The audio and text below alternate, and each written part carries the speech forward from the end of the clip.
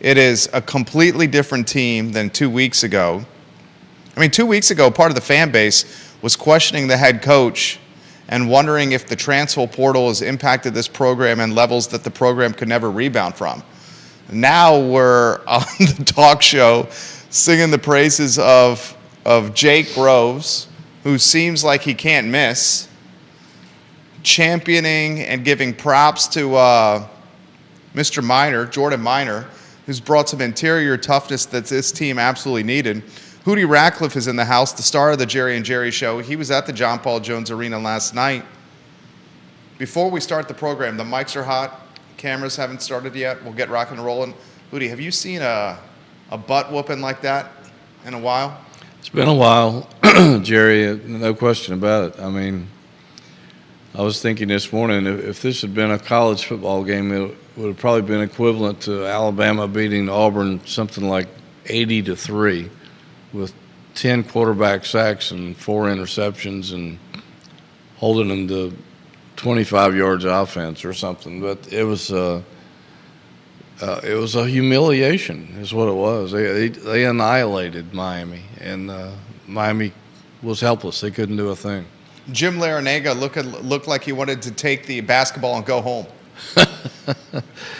He certainly did. I didn't understand on TV. It looked even worse. We Looked real bad on TV. We don't see a lot of the stuff from the media press box that the TV cameras pick up for the visiting bench. It's on the other end of the arena. But I've never seen – I don't think I've ever seen a coach leave a press conference as fast as he did last night, even though most of the media had not gotten down to the press room when Larrañaga came in. Normally, Tony Bennett goes first, and then the visiting coach comes in. But by the time the media got down from the press box to the press room, Larrañaga was long gone. He came in. I think Jeff White and maybe Ann Parker Coleman were the only 2 media people who were in there at the time. And Jim sort of impatiently said, "Any questions?" And Jeff asked one, and Larrañaga answered in a 1-sentence reply and said, "Thank you," and disappeared. We'll talk about it on the Jerry and Jerry Show. Yeah, it was weird. He was on press row last night. Judah Wickhauer, director and producer, Mr. Consistency. My friend, we are ready to rock and roll when you're ready, sir.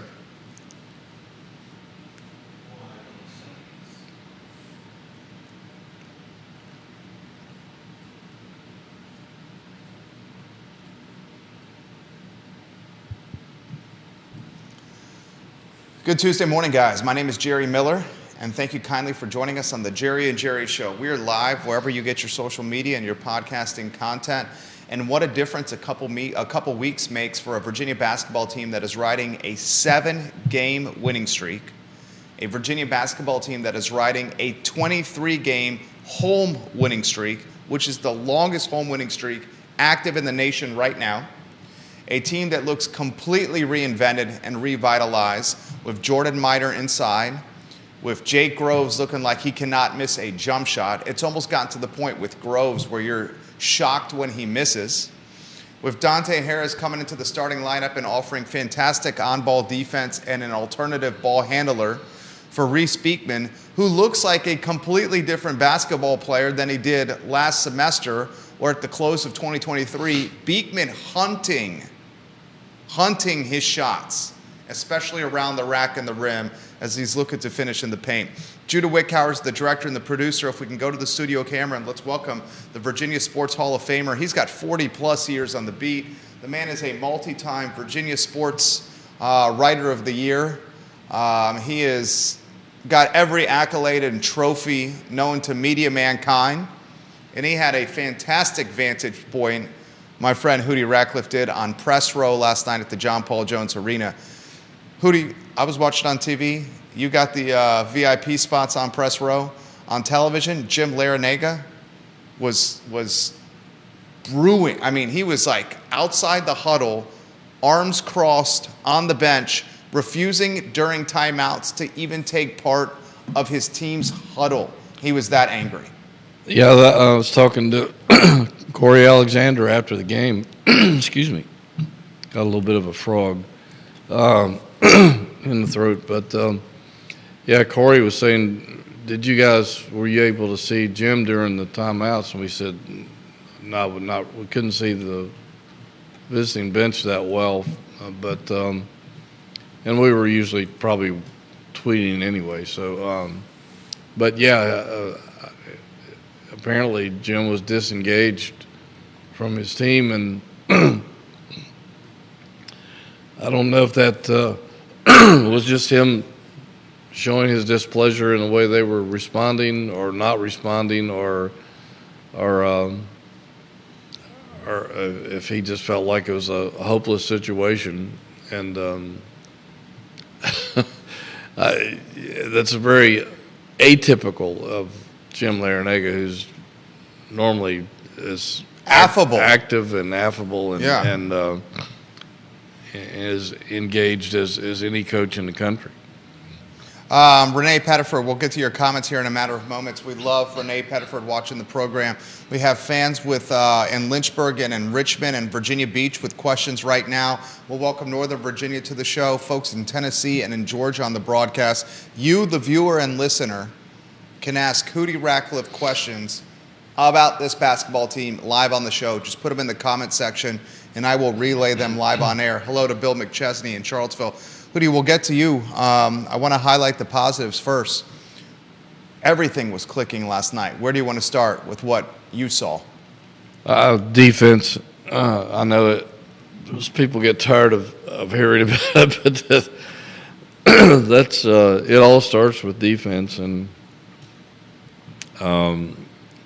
we've seen incredible defensive performances from Tony Bennett teams over the past 15 years, but I mean, it was so dominant last night. He was asked after the game that if he could rate that performance compared to others in his career, and that's a tough thing to ask a coach, particularly after a game, because they'd have to stop and think about it, and they don't do that. They don't have time to stop and think about it. But he said, when I'm long gone, I'll look back and try to rate these things, but you could tell he was euphoric about how they performed last night. I mean, Miami, for goodness sake, was averaging 80 points a game. They didn't get half of that last night. They had 38 points. It's the lowest amount of points by a Miami team since before Jim Larrañaga was even born. And Jim Larrañaga is 74 years old. He's not a young man. They had several guys. Wooga Poplar had been tearing it up. Matthew Cleveland had been really good. O'Meara had been terrific. Nigel Pack had been terrific. Pack, as Jonathan Cotton said last night, signed an $800,000 NIL with Miami last year with Smart Wallet or some company whose stock has apparently gone out the window, but which makes you wonder what's going to happen to some of those NIL packages. But Pack was 0 for 8, 0 for 5 from the three-point line, scored 2 points, both at the free throw line. Miami shot 28.6% from the game. This is a team that scored 56 in the second half 2 days prior against Virginia Tech. They made 14 of 49 shots. They made 2 of 20 three-point attempts. They turned it over 11 times. They were just completely disjointed and taken completely out of their game by an incredible, ferocious Virginia defense.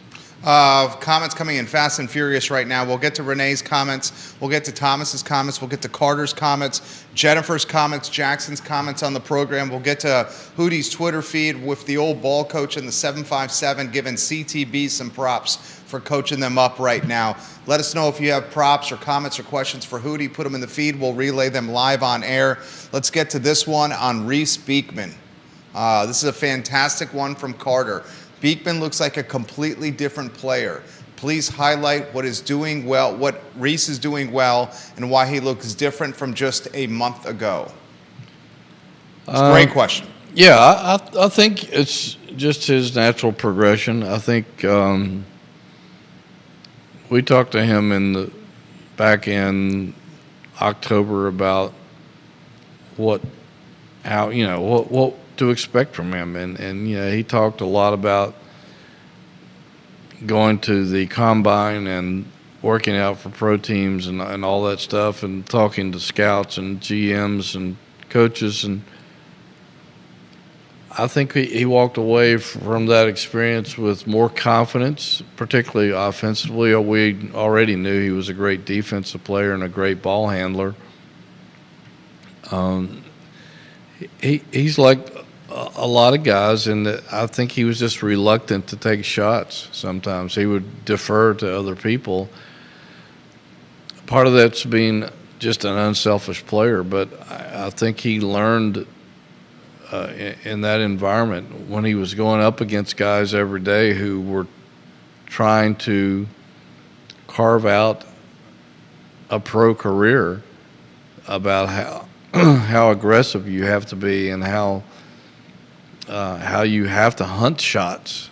And I think he walked away from that experience with a brand new attitude toward his game, and I think it took a little while to translate. We saw a little bit of that early, but the past several weeks, particularly when Virginia was in a little trouble and they were struggling to score, I think he just decided to put things on his back and try to take this team as far as he could take them. And we're seeing a guy who is doing straight line drives to the basket. He's looking for Dunn on the back doors and the alley oops. He's putting up some threes. He's got a nice little mid range when he wants to use it. He's just become a very aggressive basketball player, and I think it's just all a mentality that has developed as the season's gone along. I want to highlight Reese Beekman's performance over the 7-game winning streak here in a matter of moments. Reese is hunting shots now. We do want to highlight with Groves and McNeely dropping jumpers from downtown, it does open driving lanes for Reese Beekman. And when Reese Beekman attacks the rack, it creates offensive rebound opportunities for Minor on the weak side. And we're certainly seeing that with Minor attacking the glass. Here's Beekman's lines over the 7-game winning streak, which started on the 17th of January, a Wednesday night against Virginia Tech. Against the Hokies, Beekman had 16 points, 4 dimes, and 4 boards. And a victory against the Rambling Wreck in Hotlanta, 19 points, 11 dimes, and 6 boards. Against NC State, overtime win, 11 points, 6 dimes, 4 rebounds. Against Louisville, only a single-digit performance, but the assist output was outrageous. 9 points and 9 dimes in the win against Louisville. Against Notre Dame, he goes berserk offensively, 21 points and 6 assists, 14 points and 4 assists against Clemson. Fantastic victory, a nail-biter in Death Valley. And against Miami, 16 points, 7 assists, 4 rebounds, 1 block, and only 1 turnover for the floor general Hootie. And a lot of steals on top of all that stuff. Dick Vitale, my buddy Dickie V last night. On Twitter. Yes, Reese Beekman of UVA Men's Hoops has been a terrific PT peer offensively and defensively. Once again tonight, he sparks UVA to their 7th straight win as they routed Miami. But when people like Dick Vitale are noticing that speaks volumes about how he's playing right now, because even though Dickie V likes to hand out praise, he's watching and he knows. You're getting props. Donald Marcella giving you some love. Twitter is blowing up right now. We'll get to Twitter here in a matter of moments. Before we do, Hootie, I want to throw this your way. When Beekman is attacking and looking for his shot, especially off the dribble, he's got the kick-out opportunity to Groves and to McNeely. It allows Minor and Dunn to crash the glass for offensive tip-ins. We see Dunn really getting a lot of points on tip-ins on offensive rebounds here. If you could highlight the significance, though, of a second emerging perimeter scorer in Groves. That has helped tremendously. They've been waiting for that person to emerge, and we saw a little bit of it early before they had to move him into center because they had no other options because Minor just wasn't ready. Buchanan was a true freshman and was getting pushed around. Yeah. And we'll talk about him later because he's playing his butt off right now. They needed somebody to desperately step up and make shots. They thought it might be Rhodey, but it's not there. Groves, when he was at Oklahoma last season, there were times where he was almost unstoppable. He went into one scoring slump late in the season, but he's the kind of guy that when Carolina 2 years ago was so good and they had the kid also from Oklahoma, whose name I can't think of at the moment, but he was lighting it up from three. And he's doing the same thing for Virginia, and that's taking some pressure off McNeely, who people, as great a season as he was having and still having, people were ganging up on him, running him off the line, and which has made him a better player. Any great three-point shooter will tell you that they have developed the ability to draw that attention to the line and pump fake or make a move and get a closer in shot. And he made, I think, four shots from the 2-point range last night. But it takes tremendous pressure off McNeely to have another guy who can light it up, and it stretches the floor. It makes the defense choose their poison. And if they're busy worrying about those two guys, then that opens up driving lanes for the other guys and opens up that back door for Dunn to do his work. Jake Groves, last 4 games. Listen to these stat lines. Unbelievable numbers. 9 points against Louisville, where it's 3 or 4 from downtown, 75% for bonus fear. 18 points against Notre Dame, 6 of 8 from downtown. 17 against Clemson, 3 of 4 from downtown. 12 against Miami, 2 of 4 from downtown. He is scintillating from bonus fear, to use a phrase that I've seen Hootie use in print in his award-winning columns many, many, many times. Compliments McNeely so well. Takes the pressure off of McNeely a little bit. Defenses have to be mindful of Groves and McNeely as opposed to running doubles at McNeely and making him shoot deeper and deeper from the logo. Yeah, absolutely. And it just elevates everybody's offense on the entire team and makes Virginia so difficult to guard. You could see the frustration from Miami last night. They had no answers. Every time they thought they had somebody shut down, somebody else would open up. And, I mean, Reese Bigman was 6 of 11 last night. And Virginia only made it. The impressive thing is, prior to the Clemson game Saturday down in Littlejohn, Virginia was, I think, 9-1 or maybe better when they had made I can't remember the number of three-pointers now. It was like 9, maybe they were 12-1 or something when making X amount of three-pointers, but and only 4 and 5 when they didn't. But they didn't make that many three-pointers against Clemson. They only made 5 last night, and they won both games, which means that some of the other parts of the offense are coming alive and making them more difficult to beat. So,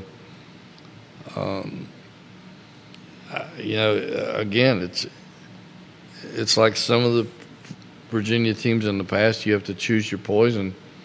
Pick your poison. Do you want them to kill you with the three-pointer, or do you want to guard the perimeter and let the inside guys kill you? Last night, Virginia outscored Miami 32-18 in the paint. And, I mean, what are you going to do? What are you going to do? Nancy Farrell Johnson, welcome to the program. Donnell Spinner in Lexington, thank you kindly for joining us. Kevin Yancey in Waynesboro, thank you kindly for joining us. We're going to get to a question from Virginia Beach here for Hootie Ratcliffe. The team still concerns me with what they do at the free throw line, shooting less than 65% at the stripe. We've seen misses become an issue. We saw it against Clemson. How can a team with such great shooters struggle so much from the free throw line? That's the probably $64 million question these days. But I don't know. I don't know that there is an answer for that. They're one of the worst free throw shooting teams in America, which is puzzling because they have really good shooters. It's not like they don't practice shooting free throws. They practice all the time. It's weird. I don't know that anybody has an explanation or a solution to that problem. You just keep working at it and hope it gets better. I mean, last night they were 3 of 6. They didn't get many opportunities, but 3 of 6 ain't great. No, I mean that's 50%, and that's you can almost close your eyes and make half your free throws. Especially with how good they are from downtown. I mean, Jake Groves. Jake Groves has become automatic from downtown. He's shooting 50% on the season for bonus sphere, yet he's shooting 70% at the stripe. You got Beekman at 77% at the free throw line.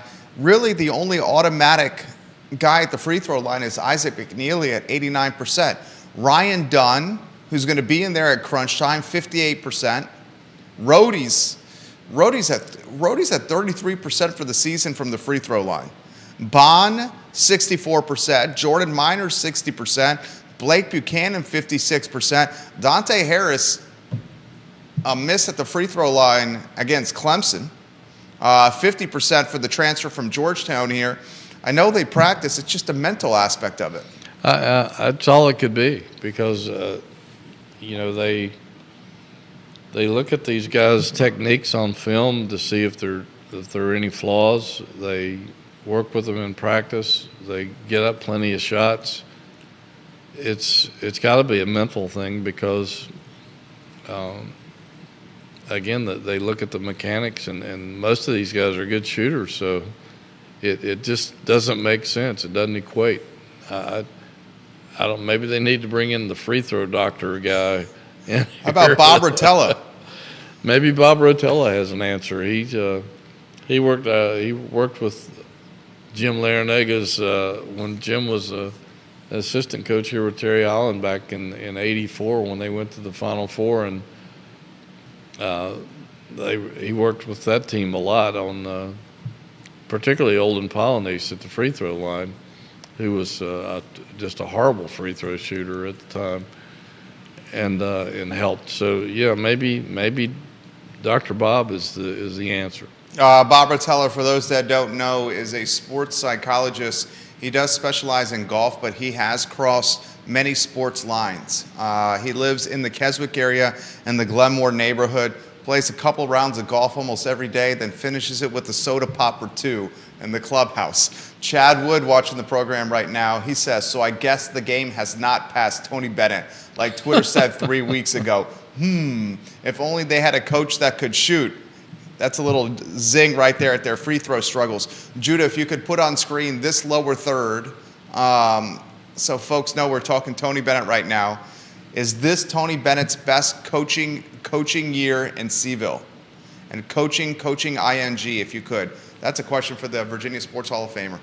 I mentioned it a couple of times over the last week or two that if he can turn this, and even beyond that, when they started to make some improvements, I said if he can turn this team around and get them into the NCAA tournament, this might be his best coaching job ever. So you're taking an ever. I initially said since he's gotten to Charlottesville, you go ever. It very well could be, because, I mean, it's easy to, well, not easy, but it's a lot easier to coach a team when you've got all the answers, you've got all the talent, things are going your way. But when the sky's falling and people have lost faith in you, even some of the staunchest, or allegedly staunchest fans, questioning if your style works anymore, and various aspects of his basketball knowledge. And you have guys who are new, and you're trying to blend that talent with what little guys you have returning. And at first, it's just taking longer to come around than maybe you anticipated. That's hard. Yeah. They had 3 players, and Hootie's highlighted this from the beginning of the Jerry and Jerry show.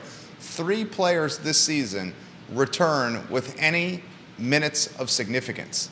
Dunn, McNeely, and Beekman. 3 players. We're not going to include Murray in that group. Murray did not get quality time last year. Is he playing well this year? Absolutely. He had a brand new basketball team. Yeah, and from all corners of the country, that a couple freshmen, a couple red shirts, 4 transfers, who didn't know each other, didn't know the pack line, didn't know the system, had never been to Charlottesville. These guys have got to come in together and not only bond as players, but as just teammates. I'll take it a step further for you. Is Tony Bennett the ACC Coach of the Year at this point of the season? Wow, he should be. I mean, because UNC came back with a loaded basketball team. Oh yeah, and they had some issues in rebuilding their roster too, but they're able to do it a little easier than Virginia is because of their blue blood reputation in terms of attracting talent. But and having Bacot and Davis back in bad. Early on they people might have been talking Clemson, but I think that talk has disappeared now. I mean, who better to be your Coach of the Year for the maybe the millionth time? But I mean, when some of your own fan base turns on you and questions your abilities and everything about you and your program, and you still are able to put together this kind of a winning streak. And I was looking at something that our friend Danny Neckel, on Twitter, a research analyst, I've had him on a podcast. He had a nice little tweet late last night. Best men's college basketball teams since January 15th, according to the Bordovic efficiency metrics. Number 1, UConn. Number 2, Houston. Number 3, Purdue. Number 4, Kansas. We're all familiar with what they've done this year. Number 5, Virginia. Who would have said that a couple of weeks ago? What he's done with this team is magnificent. And I mean, he's had to develop so many different guys, and bringing Minor along slowly but surely, and making him a key cog in how everything has turned. I mean, he's not only presenting a physical presence in the lane, but he's a great screen setter. He's rebounding. He's finishing around the rim. He's been encouraging Blake Buchanan and vice versa. We talked to Buchanan last night. And I mean, he had a really nice game last night, particularly on the defensive end of the floor, and he's starting to get some offense flowing too. His confidence is way up. Trying to fill a hole until Harris was healthy again after that nasty ankle sprain. Finding offensive solutions when people were ganging up on McNeely.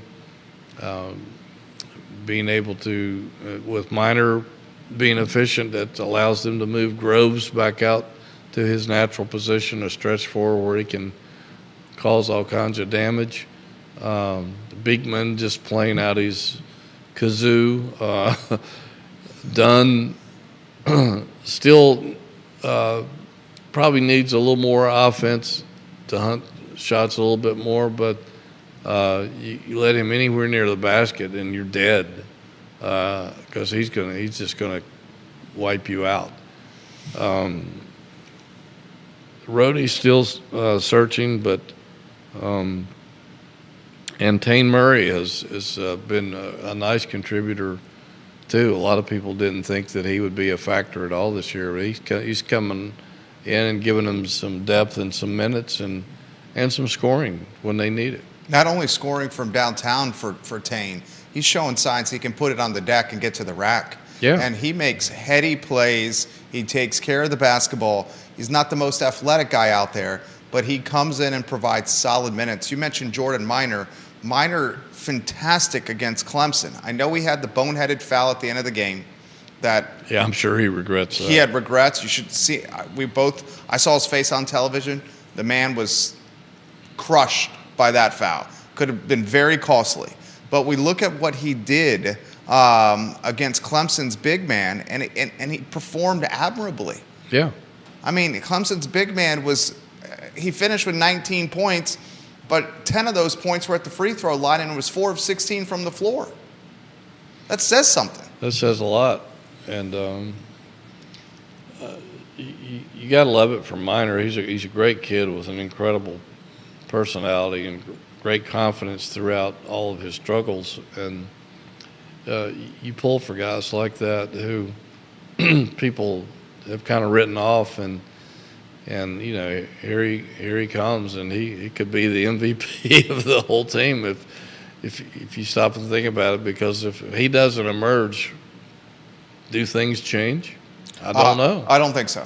Probably not. If he doesn't emerge, Groves has to play more interior, which keeps him from shooting from downtown. If he doesn't emerge, they continue to get dominated on the glass rebounding-wise. If he doesn't emerge, some of these driving lanes created by his screens and picks aren't there. He's clearly the best screener on the basketball team. They continue to gang up on McNeely. Yep, they continue to gang up on McNeely. Dunn doesn't have the attacking or slashing ability to the rim because he's one of the few guys with size that would have to play inside. And having Dunn with his feet set 3 or 4 feet from the rim is not utilizing Dunn's athleticism or leaping ability. Great point by you on Minor, Hootie. Yeah, I mean, and that just came out of nowhere, but you stop and think about it. I mean, if he doesn't emerge, this team doesn't emerge. So, and where would we be if that were the case? A lot of these people would be claiming they were right all along. This is a great question. Let's highlight some of the viewers and listeners first. Kevin, we'll get to your question from Waynesboro here. He wants your take, and we'll get to this later in the show, on the Florida State lawsuit now that they've named individuals as the basis for the lawsuit. We can get to that later on. We're talking Virginia basketball now. Tons of questions on the feed right now. Chad Wood thinks Hubert Davis will be Coach of the Year, but Tony Bennett should get it. Donnie Lanter is watching in Roanoke. Thank you, Donnie, for watching the program. This is a great question from Grayson right down the street. Can Hootie make an argument that Reese Beekman could be the Defensive Player of the Year and the ACC Player of the Year? And he adds, if memory serves correct, was it Malcolm Brogdon both? Yes, he was. And that's a rare double, but it's possible. It's really tough for a Virginia player to win that honor. Maybe not quite as much now because the way they vote for those things now is not as open as it used to be. It used to be by the entire body of the Atlantic Coast Sports Media Association, which the majority of which were located in the state of North Carolina. But now they have committees of people to try to make it a more equal voting process, and so it's a little easier to carry that off than it used to be. Although Malcolm did it under those circumstances, but he could be. It won't be easy because there's some other guys that are having really outstanding years, but I don't think there's any question that he's Defensive Player of the Year again. Unless, do you think Ryan Dunn? I think Beekman's the Defensive Player of the Year slam dunk. For the sake of a talk show, does Ryan Dunn split the vote, which could keep Beekman from getting it? Yeah, he will split some of the vote, no question about it. But Dunn may take some votes away from whoever else is contending as well. But Reese is, I think, putting together just as good a year, if not better, than he did last year when he won it. So if somebody can beat him out, I want to see their numbers. Lenardi this morning, last four in Virginia basketball, according to Joe Lenardi, Mr. Bracketology. Yeah, I know he was ripped severely by Jim Boeheim over the weekend over only having 3 ACC teams in the 68-team tournament. Why is the ACC getting so much shade? That's a good question, and I don't know the answer to that. I know for years there was some jealousy from other parts of the country because the ACC had been so successful, and it was talked up a lot, and some of it was because the ACC has a good marketing machine, a good political machine, if you will, in promoting the ACC basketball. And ACC wins. It wins, and it's on paper. Yeah. But there's been some professional jealousy about that, and I think it's spread over into some of the media, which is a shame. But I think that's a reality. For the last several years, there's been a lot of shade cast on the ACC, and the last 2 years in particular. I don't understand exactly why, but I think Jim Boeheim was right in his criticisms that, he says, I don't know what metrics you're looking at, but they're blind metrics. You're not. Coaches can tell you they use the eye test. I remember when Terry Holland and Craig Littlepage were members of the NCAA Tournament Selection Committee and even chairman of that committee, and they would tell you that, and they both watched a ton of basketball, and they looked at all the metrics and stuff, but all those guys, Terry and Craig and a lot of the coaches on the committee will tell you it's more about the eye test than it is metrics. And you can't ignore the metrics, but you can, if you're a keen basketball observer, you can watch a team and tell if they're really good or not. Absolutely. So I think some of the bracketology is out of whack, but and I really think the net is out of whack. It can be manipulated, as Seth Greenberg pointed out this week, and I think they need to. It has flaws and it needs to be looked at.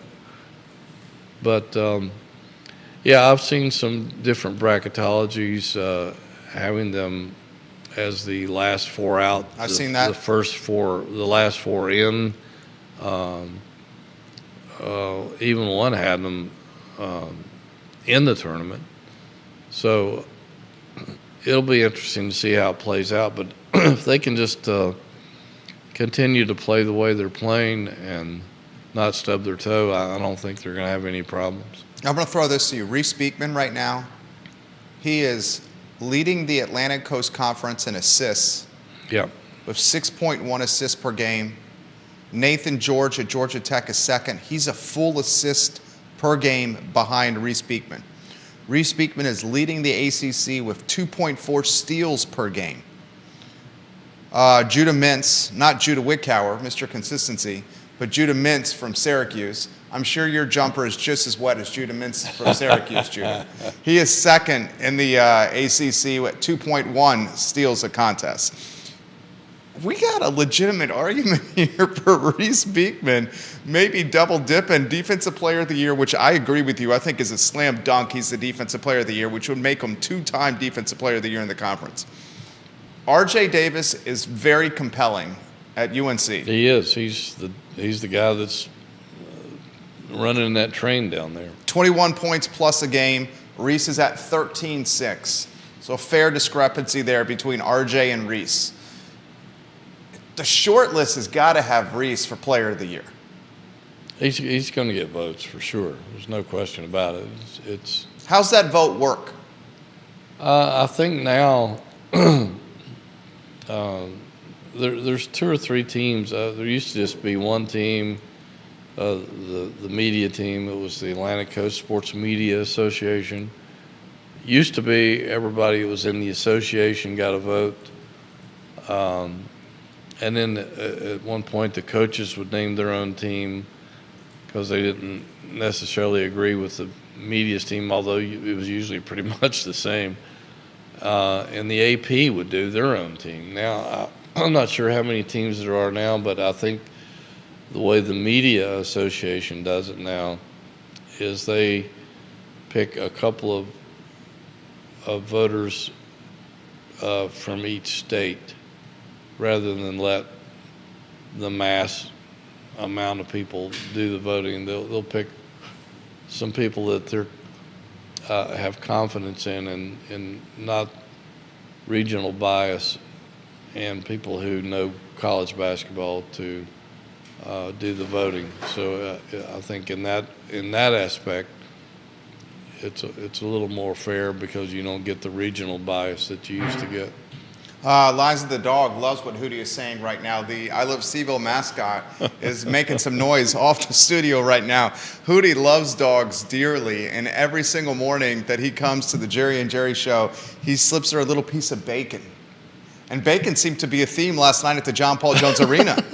Yeah, that one guy made everybody's night. One of the Miami players, I can't remember what his name was, but that was by far the loudest I've heard JPJ in a long time. Was when he had missed the first free throw and people were smelling that bacon cooking, and the place went bananas, and he made everybody's night by missing the second shot. This is a great question that's come in the feed for you. Spencer watching the program. He is watching in Western North Carolina. And he says, is there a scenario where Virginia finishes second in the ACC regular season and does not make the NCAA tournament? I can't see that happening because to stay at number 2, they're going to have to continue to win. And winning cures everything. So I don't see that scenario as any possibility whatsoever. What do you think of the remaining schedule? I'll rattle off the games here. Florida State Saturday, so they have an extended break after 3 games in a short period of time. Florida State in Tallahassee Saturday, unfortunately on the CW network, my least favorite of any of the networks. Then Pittsburgh, Tuesday, John Paul Jones Arena. Wake Forest, John Paul Jones Arena, where they've got 23 straight wins. Virginia Tech in Blacksburg. Hokies are a pretty good basketball team when they show up. They are. Especially at home. North Carolina in Charlottesville, Boston College, Chestnut Hill, Duke and Durham, Georgia Tech to close the season on March 9th before the ACC tournament in Washington, D.C. And John Scott Ratcliffe just got his press credentials approved for the ACC tournament. Props to Scott right there, who's going to go watch. He's a happy guy. Maybe my favorite tournament of any in all of sports, the ACC tournament. And I love the NCAA tournament. I'm just partial to the Atlantic Coast Conference. Well, it's part of your blood. It's in my blood. You grew up with it. I did. I used to take off. My dad's a UVA graduate, and Hootie, you'll appreciate this. so tough on my brother and I when it came to school, but we were allowed to take off from school for that first day of the ACC The tournament. 4 games the Yeah. first day, yeah. Yeah. Yeah, it's amazing that I know when my kids were in school, a lot of times the teachers would roll out the TV and yeah. they would spend the entire day watching the ACC tournament. It's ingrained in all of us. Certainly, I was back when I grew up with a black and white TV, and the ACC tournament was the first. They were the first conference to put the tournament on television.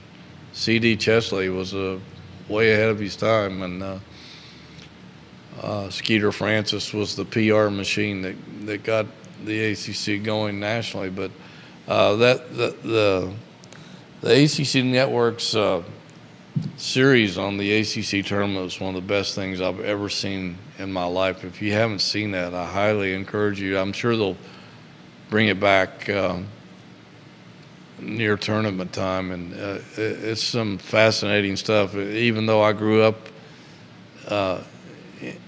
watching ACC basketball all my life and covered it for a major part of my life and got to know so many people, there was stuff in that documentary that I learned that I didn't know, and it's just fascinating stuff. But What do you think of their season, the rest of the schedule to close the year? yeah, I forgot where we were going with that, but it's a challenging schedule still. I think the Wake Forest game here is going to be huge. They need to avenge that loss in Winston-Salem.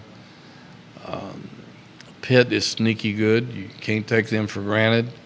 I was talking to Corey Alexander last night on the way out of the arena, and he thinks that as good as Tech is and as tough a place as Castle Coliseum is to play, that if this Virginia team goes in there, that this Virginia team can win. If the former Virginia team, they get blown out. they'll get their doors blown off. Yeah. So I think as long as they can continue on this path, they'll have a chance to steal one down there, and it won't be easy. Carolina, as good as they are, they got to come here, and this is no easy place to play, and especially if Virginia's playing well. So you can't count that as an automatic L. I think they could win that. They could win that game. Going to Cameron is not going to be easy because I don't think this Duke team is as good as some of their recent teams, but it's at Cameron, and it's a tough place to play. Kyle Miller watching the program, the star of the Kyle Miller Show, Thursdays at 2:15 p.m. on this network. Olivia Branch is watching at Keswick Hall. We call her the Queen of Keswick. Yes, that's exactly right. She is fantastic. She says, I used to go to the tournament every single year, Hootie. Yeah. Hashtag the good old days. Saw her there often. She said, Olivia Branch, she's always styling and profiling. Yes. Olivia Branch watching the program. We love you. Questions are coming in fast and furious here. How many teams make the NCAA tournament, Hootie? I think 5 Wow. at this point. So you say UVA, Duke, UNC, slam dunks? Yes, You say those 3 are slam dunks? I think so. Okay. And then the remaining 2, I'll call up the standings here, Hootie. You got the Wolfpack at 15-7, 7-4 in conference play right now. The Seminoles 12-9, 6-4 in conference play. 14-7 Wake Forest, 6-4 in conference play, the Demon Deacons. Would you say the remaining 2 from that threesome? Probably, and you still can't count Clemson out either because they have a high Net ranking, and That net ranking is so befuddling. it truly is. I can't grasp the why they put so much trust in that system. It just, again, it has too many flaws for me, but I think a couple of these teams are going to emerge as we go down the stretch, and I think it'll be a no-brainer to have 5 teams in. That'd be fantastic. 5 teams dancing in March. This question's come in for Hootie Ratcliffe. What was the best ACC tournament he has ever covered and why? Roger Voisinay, Mr. Virginia Hockey, Mr. Solar, Mr. Real Estate watching the program. Mr. Woolen Mills, Roger Voisinay. The best tournament you've ever covered and why? That's a tough question. Yeah, because there's been so many. I've been covering them since I haven't missed one since 1974. Wow. I think you haven't missed an NCAA tournament since 1974? No, ACC since 74? Yeah. Hootie, I got to bust out the calculator that on that. That was my first tournament. 50 straight years? Yeah. You're coming out on your 50th straight ACC tournament? Yeah. That's amazing. Yeah, that was my first Final Four as well. That's a milestone. With NC State. Yeah, I didn't even think about that. I didn't realize it was that long, but you got to get some props at this tournament. Do the media folks know? The ACC front office know? I don't know. I'm not sure. I don't know. I think it's the longest streak out there, but anyways, it's amazing. That first one was incredible because of the NC State Maryland rivalry. So some people say that was the greatest ACC game in history when NC State and Maryland played for that championship. Incredible game. Lefties was trying everything in the world to beat NC State and David Thompson, and just couldn't do it.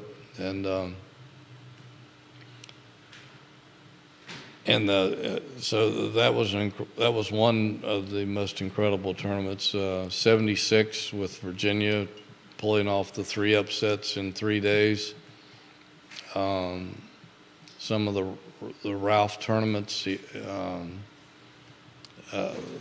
with the stare down between Virginia and North Carolina with all those great players just standing there staring at each other for most of the game because Dean Smith was in the 4 corners and Terry Holland would be damned to come out of the zone and play one-on-one against or man-to-man against that Carolina team with some of those great players that they had at the time. There's been so many. It's the 2 ACC championships by Virginia since then, down in North Carolina and up in New York. There's been some others. The Randolph Childress one when he went off. Just too many to mention all of them, but the 74 one was pretty special just because of that NC State team was just unbelievable. And to be able to get a credential for the Final Four that year in Greensboro, thanks to Skeeter Francis and Ed Seaman, the NC State SID, who took a chance on a snot-nosed kid. How old were you then? Not very old. I know. Did you even have facial hair then? I grew a mustache so I wouldn't look so baby-faced. No, so seriously, how old were you in 74? It's too much math for me, but if people will remember that, that's when NC State stopped UCLA's run of championships. They beat him in triple overtime in the Greensboro Coliseum in the semifinals with Bill Walton and that gang. And I mean, it just doesn't get any better than that. Hootie Ratcliffe on fire today. Gloria Diane West in Lexington, Virginia says, congratulations, Jerry, on all your accomplishments. Chad Wood says, congratulations, Hootie. And he says, Joe Harrison, the pouring snow in Greensboro, is up there for him. Oh, yeah, no question about it. That was a great few days there for sure. We'll forget the snow part. No. I think I almost got stranded down there, but yeah, that was a great memory as well. 50 straight ACC tournaments for Hootie Ratcliffe. That is a milestone, ladies and gentlemen. And we just came up with this on the fly over the course of conversation. I didn't even think about that. That is absolutely amazing. The comments are coming in fast and furious here. Jennifer giving you props in Richmond. Congratulations on 50 straight years. Wow, that's all I got to say on that one. This question's come in. What's it going to take for Virginia to potentially challenge UNC? That's a hell of a question. UNC is loaded. They are loaded. It won't be easy, but again, JPJ is a tough place to play, and we've seen a lot of good Carolina teams, probably better than Virginia, come in here and lose. It's Virginia just has to be Virginia. They have to play Virginia basketball. They have to play great defense. I'm sure Tony and his staff are going to be dissecting film on Carolina and trying to find any kind of vulnerabilities they can, what they can take advantage of, what strengths they can take away, which is very important. And with some really good on-ball defenders, you might see that them putting a little pressure on Davis out there. He might not have the kind of game that he's accustomed to having. He is awfully hard to stop. Oh my gosh, he's incredible. I think one of the keys will be if Minor and Buchanan can handle Bacot down low, because we've seen Bacot at his best and his worst against Virginia.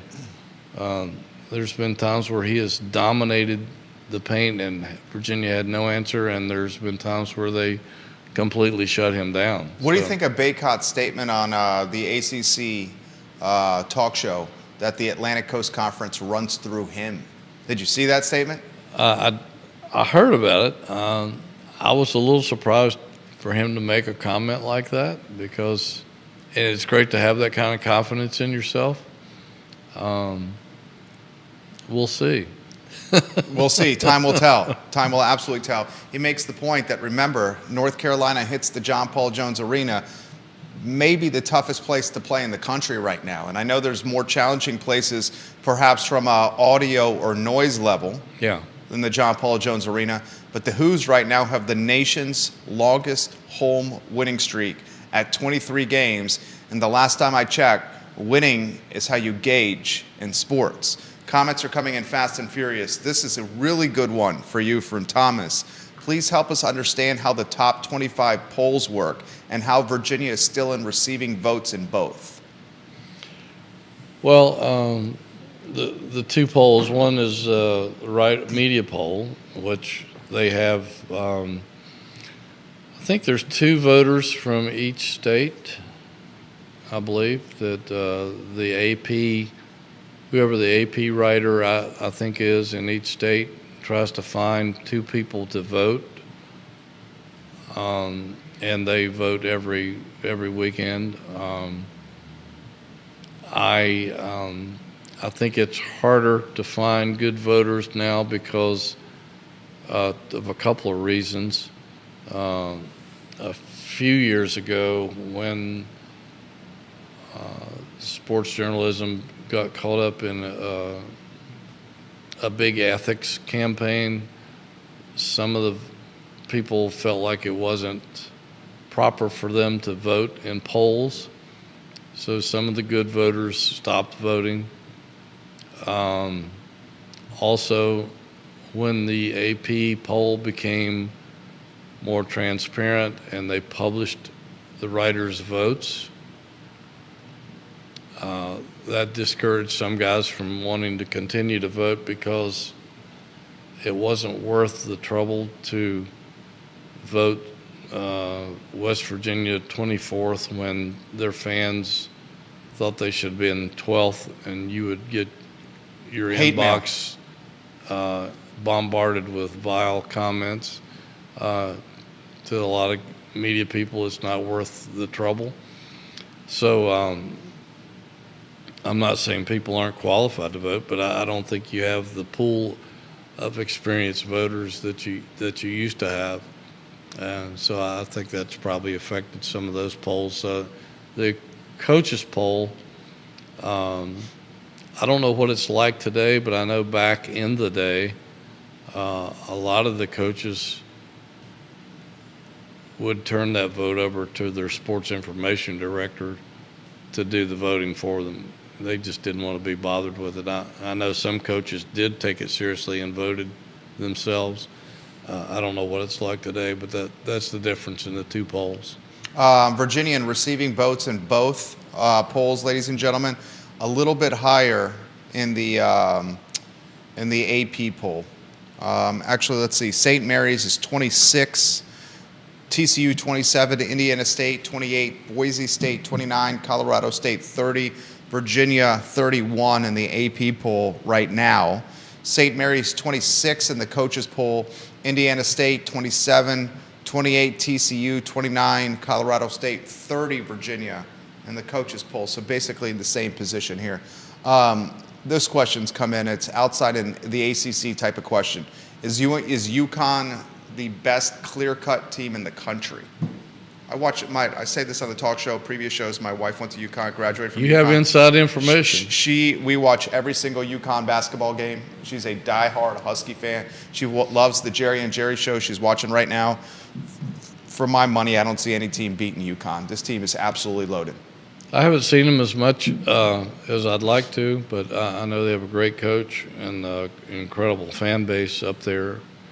I've been to UConn on their campus venue a couple of times and to Hartford for a game, and they have as good a following as anybody in the country. But I know Virginia scrimmaged them in one of the secret scrimmages in the preseason, and they both went after each other pretty hard. But clear cut, I don't know if they're clear cut. They're certainly one of the top 3 or 4. Purdue can't be discounted. Nope, not with that big man. No, he's fantastic. You can never count Kansas out just because there's such a collection of talent. They did get upset last night. Did you see it? I did, yeah. Kansas State? Yeah. There are a handful, maybe more than a handful of programs out there that are good, and they just need to get on a run at the right time. But if I were a betting man, I would say right now it's between UConn and Purdue. And the beautiful thing about the NCAA tournament and why we all love the madness is anything can happen. And a team can just get hot at the right time of the year. Yeah. And they can ride a streak. We've seen it with VCU. We saw with UVA in the national championship year. Yeah. UVA, they had a lot of bounces. I bleed orange and blue. Anyone who watched that run to the 2019 title knows that Virginia got bounces go their way. George Mason. Yeah, that's another one. Is that Jim Laranaga's team? Yeah. After 1984, I believe in any kind of miracle in basketball because that Virginia team, the year after Ralph, nobody thought was going to be any good. They had to bring in Rotella because the players were convinced that they were not going to be any good because media and everybody else said, without Ralph, this team's nothing. And they didn't play well. They finished with 17, 18 wins, lost in the first round of the ACC tournament to Wake Forest. They didn't think I guess they thought they were going to go to the NIT. Somehow they made the NCAA tournament field and ended up in the Final Four and could have won it all. They could have won it all without Ralph Sampson. And after witnessing the intricacies of that from day one all the way through to the end, you can't convince me that nothing is impossible in sports. Philip Dow, watching in Scottsville, Virginia. Philip, he says polls don't mean a thing. I understand why coaches ignore them. He's right. He's 100% right, especially at this time of year. It's about catching fire at the right time and seeing if you can ride that streak into victory lane. And we're seeing that with Virginia riding a 7-game winning streak. It's a good question for you right here. How does Virginia improve upon what they've done over the last 7 games? If you see a problem, what is it? Well, the free throw shooting. If you continue to shoot free throws like that, it's probably going to bite you at some point. They better hope it's not the postseason, should they be fortunate enough to get there, which they should. Or or it could prevent you from getting to the postseason. If you end up in 2 or 3 tight games and fail at the free throw line, it could bite you hard. That's the flaw right now. 65% as a team from the stripe. Yeah, it's just not good enough. And there's going to be some close games, believe me. From here on out, people are fighting for their lives right now. And every game is going to be just a knockdown, drag-out battle because nobody's taking anything for granted at this point. And I don't think they have to do anything else in terms of improving. I think they just have to keep doing what they're doing and not take a step back. Here's a follow-up question on the UNC matchup. Does Minor go man-to-man, one-on-one against Bacot, or is Coach Bennett going to have to send a double? I think they'll have to double the post against him, most likely. He's just too much of a hoss inside. Even Minor, as physical as he is, he's not as big as Bacot. And, I mean, that's one of the beauties of the pack line defense is you don't let a big man beat you, and rarely does it allow that to happen because you double the post down inside when he gets the ball. But there may be times where Minor plays him mano a mano, but I think for the most part he'll probably be doubled. This question's come in for Hootie Ratcliffe. Tony Bennett, you've mentioned, is on the short list for Coach of the Year this season. Who else could challenge Coach Bennett for that award? You got to go Hubert Davis, right? Yeah, Hubert has done a fantastic He's job dominating down there. I mean, look, you know, they were in dire straits last year. They didn't even make the NCAA tournament, and they lost a lot of people through the transfer portal. He had to do some rebuilding of his roster as well. He's done a fantastic job, and I'd say right now, unless somebody else gets hot, it might be a 2-horse race. I mean, Steve Forbes, I think, is one of the more underrated coaches in the country down at Wake Forest. If he can He's fantastic. If he gets that team going, watch out because they have talent. They have a lot of talent. I don't think he gets, and it's you may disagree with this. I think his physique almost works against him with some credibility. The Wake Forest head coach. I mean, he's a big guy. He is a big guy. Yeah, but he knows basketball, and his team always comes prepared to play. Oh, he's a hell of a coach, and he's a hell of a guy. I mean, he's the kind of guy you'd love to sit down, belly up to a bar with. Go back here behind the building on one of these places on the downtown mall and belly up at the bar with. And if you didn't know he was a basketball coach, you wouldn't know. He's just a really good guy. He's got an incredible sense of humor. He appreciates other good guys.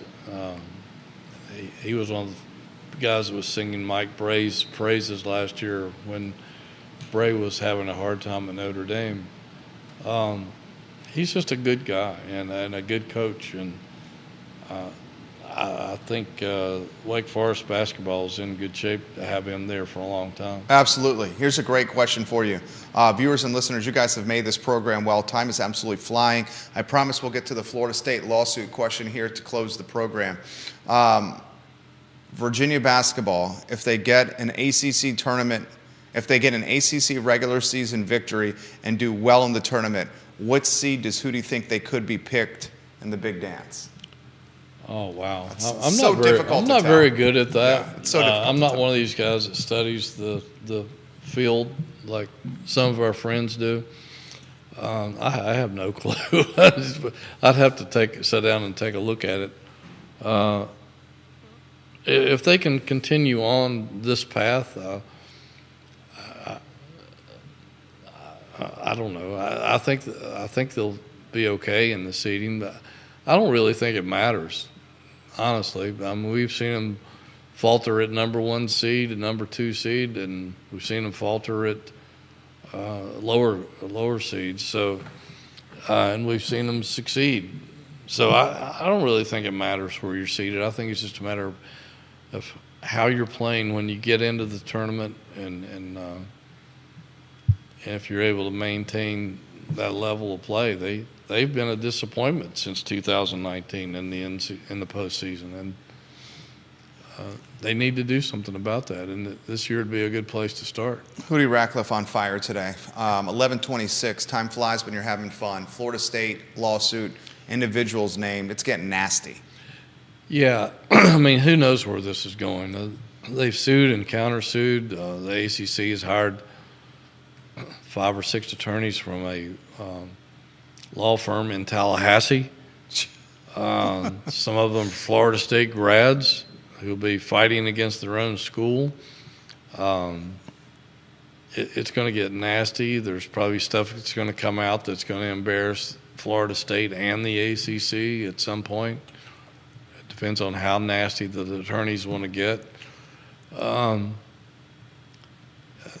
Once individuals are named in it, the door's wide open, brother. You be careful what you wish for. But I don't know. I have no. We need to get our friend John Grisham in here to break down the legal aspects of a case like that. He might bring Nolan Ryan with him. He might bring Nolan Ryan with him. The fireballer Bring was the heat. Let's bring the heat. The fireballer was in the house at the John Paul Jones Arena On his birthday. on his birthday. On his birthday. Last question here, and I should have asked this earlier. Multiple viewers and listeners are wondering if Larrañaga, if the time has passed him by after No. last night. I say no way, Jose. No way. Jim Larrañaga is brilliant. And we're talking about one of the good guys in college athletics, and college athletics needs people like Jim Larrañaga. He's just a wonderful person. He's not just a basketball coach, but he cares deeply about his players. They've had a tough season with injuries. His best player got hurt in the first few minutes of the game last night. Why the scouts were probably there. Probably. That added to his frustration. I'm sure he was just embarrassed. I mean, he's had such a great history in this town, dating back to his days on the Virginia staff, and he's brought some good teams in here and caused some heartbreak at JPJ for Virginia fans in the past. I think almost every game Virginia and Miami have played have been decided by 10 points or less. So I think he was probably just crushed last night that his team was getting manhandled, and he didn't have any answers. And if he did, his team wasn't responding. I think he was just frustrated and embarrassed. No way the game has gone past this guy. He knows more basketball. He's forgotten more basketball than most people will ever know. He's a brilliant coach, a good guy, and if his team stays healthy, they'll be okay. Absolutely. What's in the hopper for JerryRatcliffe.com? Well, we'll be following up on last night's game. We got a game story, a column, notebook, and box score on today's pages. We'll be probably going over to the lacrosse fields today to talk to the men's and women's coaches about their season openers coming up this week. Both of them should have good programs, especially the men. They're loaded. They're always loaded. They're always loaded. Yeah, we're so fortunate. Lars Tiffany is a heck of a coach. Yes, he is. The second national signing day for football is Wednesday. We'll be over at JPJ. They're not going to sign anybody, but we'll be talking to a handful of the transfer players that came in after the last signing day. We'll be doing some UVA baseball, talk about Brian O'Connor going into the College Baseball Hall of Fame, talked about his team and what their expectations are, while keeping a watchful eye on that Florida State game coming up. That's a game they really need to win. it could have an impact on this team going forward. So we'll be loaded with stuff this week for sure. JerryRatcliffe.com, the website, guys. JerryRatcliffe.com. We're on it every day because we're diehard Wahoo fans. Jerry Ratcliffe and his team, fantastic content on the regular. Hootie, you crushed it today. The Virginia Sports Hall of Famer, Mr. Consistency behind the camera, Judah Wickower, the director and producer of the talk show. It's MVP. MVP, absolutely. Judah Mintz has got nothing on Judah Wickower. This show airs anywhere you get your podcasting content or your social media content. Saturday, Florida State in Tallahassee. We'll cover it on the next edition of the Jerry and Jerry Show, Tuesdays, 10:15 a.m. Thank you kindly for joining us. So long, everybody. Piece of cake. Howard.